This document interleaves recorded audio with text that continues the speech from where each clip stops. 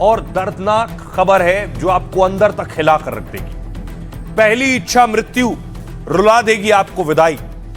हरीश राणा लगभग 13 साल से बिस्तर पर थे। सुप्रीम कोर्ट ने उनकी इच्छा मृत्यु मंजूर की।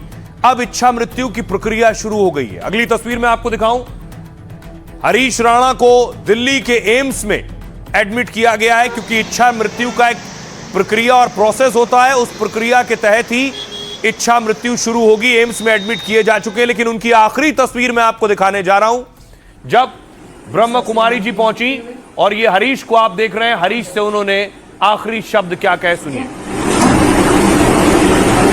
सबको माफ करते हुए, सबसे माफी मांगते हुए आ जाओ, ठीक है।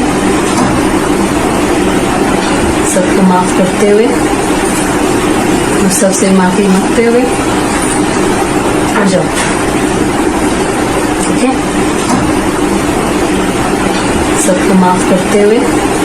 सुन रहे हैं ब्रह्म कुमारी जी को, जो सर पर हाथ रखा है हरीश पर, और वो कह रही हैं सबसे माफी मांगते हुए जाओ, ठीक है। सबको माफ करते हुए, सबको माफ करते हुए, सबसे माफी मांगते हुए, सबसे माफी मांगते हुए, ठीक है। सबको माफ करते हुए, सबसे माफी मांगते हुए आ जाओ, ठीक है। वाकई ये बहुत दर्दनाक है। आखिरी शब्द ब्रह्म कुमारी जी जो हरीश से बातचीत कर रही थी। अब देश में पहली इच्छा मृत्यु की प्रक्रिया की शुरुआत हुई है। गाजियाबाद के हरीश को दिल्ली के एम्स में शिफ्ट किया गया है। जो हरीश 13 साल से कोमा में है, एक पल के लिए भी होश में नहीं रहे। 13 साल से बिस्तर पर पड़े रहने से उनके शरीर पर गहरे घाव हो गए। अपने बेटे को ऐसा देखना उनके माता पिता के लिए भी बहुत मुश्किल हो गया। उन्होंने सुप्रीम कोर्ट में अपने बेटे की इच्छा मृत्यु की गुहार लगाई। अदालत के फैसले के बाद हरीश की जिंदगी के अंतिम सफर की तैयारी है। उन्हें गोपनीय तरीके से एम्स के पैलिएटिव केयर यूनिट में भर्ती किया गया है। गंभीर और लाइलाज बीमारी के मरीजों को यहां भर्ती किया जाता है। लाइलाज बीमारी के मरीज और परिवारों की गरिमा का यहां पूरा ख्याल रखा जाता है। हरीश राणा का इसी विभाग में धीरे धीरे लाइफ सपोर्ट सिस्टम हटाया जाएगा। उन्हें लिक्विड डाइट देने के लिए और मलमूत्र त्याग के लिए नलियां लगाई गई हैं। खबर है कि उनके शरीर में लगाई गई ऐसी 2 नलियों को निकाल दिया गया है। धीरे धीरे हरीश को पूरी तरह सामान्य शारीरिक अवस्था में लाया जाएगा और डॉक्टर कोई नई दवा भी उसे नहीं देंगे और जिनके सहारे वो जिंदा हैं उन्हें हटा देंगे। इसके बाद जितने समय तक प्राकृतिक रूप से सांसें चलेंगी वो जिंदा रहेंगे। हालांकि इसके लिए कोई तय समय सीमा नहीं है कि कब तक ये होगा। और फिर मौत होने के बाद हरीश की डेड बॉडी परिवार को सौंप दी जाएगी। हरीश के परिवार ने उनके अंगों को दान करने की इच्छा जताई है, तो डॉक्टर्स की टीम पहले सभी अंगों की जांच करेगी और ताकि मौत के बाद हरीश के कौन कौन से अंग काम आ सकते हैं, उन्हें किस में रिप्लेस किया जा सकता है, ट्रांसप्लांट किया जा सकता है, डॉक्टर्स उस पर देखेंगे। आइए अब आपको बताऊं कि आखिर इस स्थिति में किसी भी माँ बाप के लिए ये हिला देने वाला वक्त है, बहुत भावुक क्षण है। उनके माता पिता ने 13 साल तक हरीश की सेवा की है, हरीश की देखभाल की है। हरीश 13 साल से इसी बिस्तर पर है, घर में बिस्तर पड़ा है। हरीश के माँ बाप 13 साल तक उन्हें बच्चे की तरह इसी तरह उन्होंने रख रखा था। और आइए अब आपको बताता हूं हरीश राणा के माता पिता क्या कह रहे हैं। हरीश को एम्स ले गए हैं। मां के चेहरे पर सन्नाटा है। कुछ बोलती हैं तो मां फपक कर रोने लगती हैं। वो कहती हैं कि कौन मां बाप बच्चे को इस स्थिति में ले जाना चाहेगा। जिसने अपने बच्चे को जन्म दिया, पाल पोस कर बड़ा किया है, उसकी देखभाल करने में उस मां को कैसे कोई कष्ट हो सकता है। दुख तो इस बात का है कि उसने कभी दर्द तक नहीं बता पाया। वो सुबह शाम जब मैं उसकी मालिश करती थी तो घर के किस्से सुनाया करती थी। कई बार घंटों तक बस इंतजार करती थी एक बार पलक झपके, ताकि मुझे लगे कि उसने सब कुछ सुन लिया है। वो कभी उबासी लेता था, कभी छींक आती थी, तो हमें सुकून मिलता था कि हमारा बेटा हरीश अभी जिंदा है। हम यही चाहते हैं कि हमारा बेटा जहां भी रहे, जिस परलोक में रहे, हमेशा हम उसे भूल नहीं पाएंगे। पिता कह रहे हैं 13 साल में हमने जो देखा वो किसी को देखने को ना मिले। इतने सालों में हरीश ने बिस्तर पर जो समय काटा है वो नरक जैसा है। वो न बोल सकते हैं, न हिल सकते हैं, बिस्तर पर उसे जख्म तक हो गए। हरीश को सांस लेने, खाना खिलाने, शौच तक नली लगाई गई है। पूरा परिवार उसके साथ, लेकिन अब इस घड़ी में समझ नहीं आ रहा है कि किस प्रकार की प्रतिक्रिया देनी है। मेरी उम्र 62 साल है, मेरी पत्नी की उम्र करीब 60 साल है। हमने कोर्ट का रुख तब किया जब हमें एहसास हुआ कि हमारे बेटे की हालत अब संभालने लायक नहीं है, उसकी बीमारी का अब इलाज नहीं हो सकता है। मजबूरी में हमें यह फैसला लेना पड़ा है। हमारे परिवार के लिए एक बहुत ही कठिन निर्णय है। ये पिता के शब्द थे, कुछ भी हो रहा है, मेरा बेटा अब हमें छोड़कर जा रहा है। राहत सिर्फ इतनी है कि उसे सम्मानजनक मृत्यु मिलेगी। सुनिए जरा, पिता के लिए खुद को संभालना बहुत मुश्किल काम भी है, उनके लिए मुश्किल वक्त भी है। सुनिए जरा क्या कुछ कह रहे हैं हरीश के पिता। तो हम चाहते कि सबका भला हो, कल्याण हो, तो इस जनहित के हेतु हमने ये स्टेप उठाया कि ऐसा होना चाहिए मेरे जज साहब को।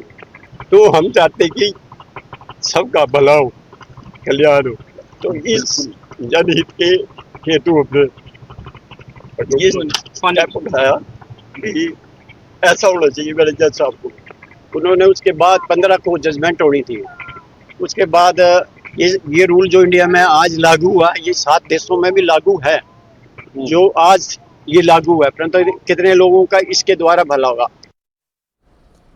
उनके पिता को आप सुन रहे थे। अब बड़ी चीज ये है कि हरीश इंजीनियर बन रहे थे, इंजीनियरिंग कर रहे थे, और सोचिए हरीश इस स्थिति से इस हालत तक कैसे पहुंचे। आखिर क्या हुआ था उस रोज, क्या हुआ था उस दिन जिस दिन हरीश चौथे माले से गिर गए। 1993 में दिल्ली में जन्मे हरीश शुरू से पढ़ने में बहुत अच्छे थे। 12वीं तक पढ़ाई की दिल्ली से और अच्छे नंबरों से पास हुए। बड़ी बड़ी बिल्डिंग और पुल देखकर कहते मैं भी इंजीनियर बनूंगा। इसी सपने को लिए हरीश ने चंडीगढ़ यूनिवर्सिटी में दाखिला लिया। पढ़ाई के साथ हरीश को बॉडी बिल्डिंग का भी बहुत शौक था। वो इंजीनियरिंग के साथ बॉडी बिल्डिंग की प्रतियोगिता में भी भाग लेते थे। कहते हैं कि मैं सिविल इंजीनियर भी बनूंगा और बॉडी बिल्डिंग भी करूंगा। हरीश राणा 2010 से अपने कॉलेज में लगातार टॉपर रहे, लेकिन 2013 में कॉलेज के आखिरी साल दर्दनाक हादसा हो गया। रक्षाबंधन पर वो अपनी बहन से मोबाइल पर बात कर रहे थे। बात करते करते अचानक वो पीजी की चौथी मंजिल से गिर गए। गंभीर रूप से घायल हरीश को तुरंत पीजीआई चंडीगढ़ में भर्ती कराया गया। बाद में इलाज के लिए उन्हें दिल्ली के एलएनजेपी अस्पताल लाया गया, जहां डॉक्टरों ने बताया कि चोट से उन्हें क्वाड्रीप्लेजिया हो गया है, मतलब उनके हाथ पैर पूरी तरह निष्क्रिय हो गए हैं और वो जिंदगी भर बिस्तर पर रहने को मजबूर हो गए। आइए अब आपको सुनवाता हूं हरीश की माता जी को। सुनिए, एक मां के लिए एक जवान बेटे का जाना, उसे खोना सबसे बड़ा दर्द होता है। सुनिए। वो तो क्या बताऊं मैं, अब माँ बाप को कैसे लगता होगा तो नहीं बोल सकते हम। वो तो क्या बताऊं मैं, अब माँ बाप को कैसे लगता होगा तो नहीं बोल सकते हम। वो तो क्या बताऊं मैं, अब माँ बाप को कैसे लगता होगा तो नहीं बोल सकते हम। वो तो क्या बताऊं मैं, अब माँ बाप को कैसे लगता होगा तो नहीं बोल सकते हम। हरीश की माता जी को आपने सुना। इस स्थिति में बोलना मुश्किल है, लेकिन यह मामला देश की सबसे बड़ी अदालत सुप्रीम कोर्ट पहुंचा था। सुप्रीम कोर्ट में सुनवाई हुई।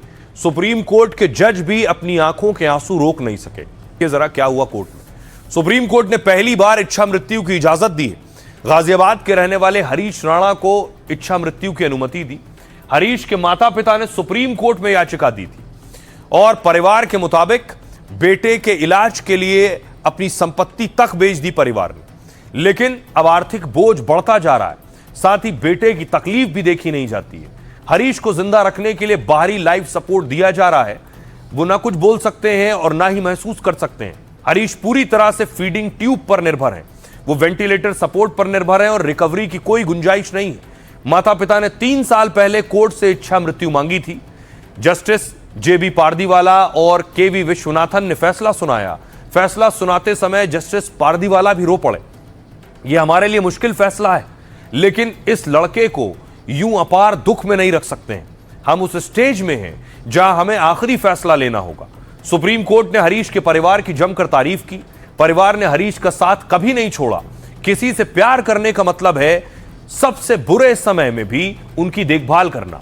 सुप्रीम कोर्ट ने अमेरिकी धर्मगुरु हेनरी के शब्दों का भी हवाला दिया, ईश्वर मनुष्य से यह नहीं पूछते कि वो जीवन स्वीकार करता है या नहीं, उसे जीवन लेना ही पड़ता है। फैसले के दौरान शेक्सपियर के नाटक हैमलेट की लाइन का भी जिक्र हुआ, टू बी और नॉट टू बी। कई बार मरने के अधिकार पर विचार करना होता है। सुप्रीम कोर्ट ने इस तरह के केस में केंद्र से कानून बनाने को भी कहा है। सुनिए जरा क्या कुछ कह रहे हैं इस पर वकील।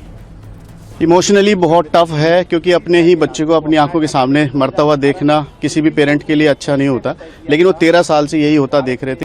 राइट टू डाई का राइट हरीश राणा को दे दिया गया। एम्स में पहुंच जाएगा हरीश राणा, वहां उसकी सारी जो ट्यूब्स वगैरह सब रिमूव कर दी जाएंगे, और जैसे वो ट्यूब रिमूव होगी नेचुरल स्टेट में होगा, नेचुरल जैसे भी उसकी डेथ हो सकती होगी होगा, तो मतलब अब कोई छेड़खानी नहीं होगी, सब कुछ नेचुरल। बहुत मुबारकबाद सुप्रीम कोर्ट ऑफ इंडिया को, जिस बेंच ने ये फैसला लिया है, ऐतिहासिक फैसला है, और ये कई वर्षों से ये एक बड़ा भारी प्रश्न कोर्ट के सामने था। कई लोगों को राहत मिलेगी।